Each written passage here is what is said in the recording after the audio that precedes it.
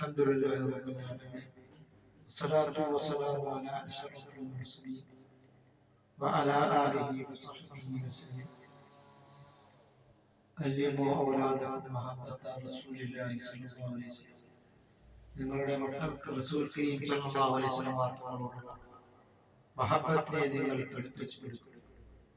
സയ്യിദനാ മുഹമ്മദ് റസൂലുള്ളാഹി സല്ലല്ലാഹു അലൈഹി വസല്ലം തങ്ങൾ ഉലിദ ബിൽ മക്ക വദുഫിന ബിൽ മദീന, മക്കയിൽ ജനിച്ചു വന്നു, മദീനയിൽ വഫാത്തായി നമ്മളുടെ നബിയാണെന്നും അന്ത്യപ്രവാചകരാണെന്നും നാം നമ്മുടെ മക്കൾക്ക് നാം ക്ലാസുകൾ എടുത്തു കൊടുക്കുകയും ഇങ്ങനെ നാം മഹബത്ത് റസൂലിനെ പുണ്യ നബി സല്ലല്ലാഹു അലൈഹി വസല്ലം തങ്ങളെ നാം കൂടുതൽ മഹബത്ത് വെക്കുവാനും സ്നേഹിക്കുവാനും നാം ശ്രമിക്കും.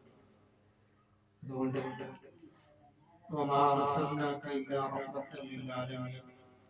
ലോകത്തിന് മൊത്തവും കാരണമായിട്ടാണ് സയ്യിദനാ മുഹമ്മദ് റസൂലുള്ളാഹി സ്വല്ലല്ലാഹു അലൈഹി വസല്ലം തങ്ങളെ അല്ലാഹു തആല ഈ ഭൂലോകത്തിലേക്ക് നിയോഗിച്ചിട്ടുണ്ട്. വിശുദ്ധമായ ഖുർആൻ റഹ്മത്തുൽ ലിൽ ആലമീൻ എന്നാണ് പുണ്യ നബി സല്ലല്ലാഹു അലൈഹി വസല്ലം തങ്ങളെ വിശേഷിപ്പിച്ചിട്ടുള്ളത്. അതുകൊണ്ട് അവിശ്വാസികൾക്കും മുസ്ലിമീങ്ങൾക്കും ലോകത്തിന് മൊത്തവുമാണ് സയ്യിദനാ റസൂൽ കരീം സല്ലല്ലാഹു അലൈഹി വസല്ലം തങ്ങൾ കാരുണ്യം.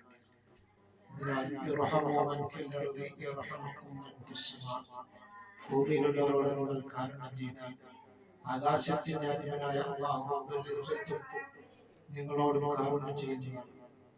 അല്ലാഹു തആല പുണ്യ നബി സല്ലല്ലാഹു അലൈഹി വസല്ലം തങ്ങളോടൊപ്പം നാളെ ജന്നാത്തുൽ ഫിർദൗസിൽ അല്ലാഹു തആല നമ്മളെ ഉൾപ്പെടുത്തുകയും ചെയ്യുമാറാകട്ടെ.